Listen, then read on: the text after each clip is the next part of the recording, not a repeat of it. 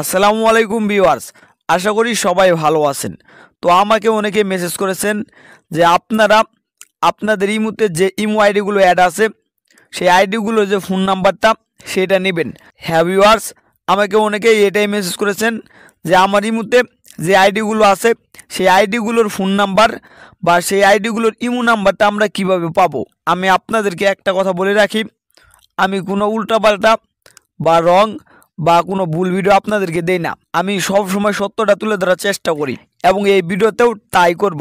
আসলে আমি আপনাদেরকে দেখিয়ে দিব যে ইমো আইডিগুলো থেকে আসলে কি ইমো নাম্বার বা ফোন নাম্বারটা বের করা যায় কি না।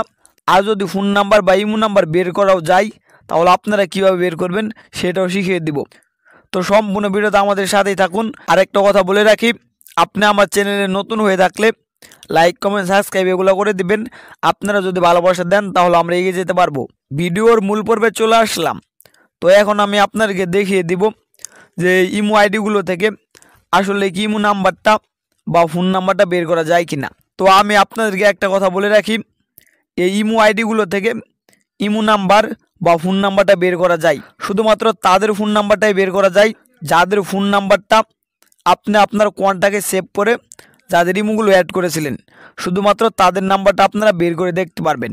আর যাদের ইমো আইডিটা বয়েজ ক্লাব ইমো গ্রুপ বা অটোমেটিকভাবে সাজেস্ট থেকে অ্যাড হয়েছে তাদের ইমো নাম্বারটা আপনারা বের করতে পারবেন না। তো এখন আমি আপনাদেরকে একটু বুঝিয়ে দেই।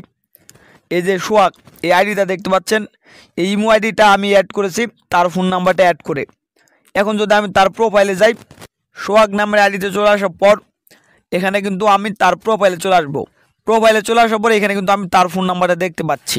তার ফোন নাম্বারটা কেন দেখতে পাচ্ছি জানেন? আমি তার ইমোটা অ্যাড করেছিলাম তার ফোন নাম্বার দিয়ে।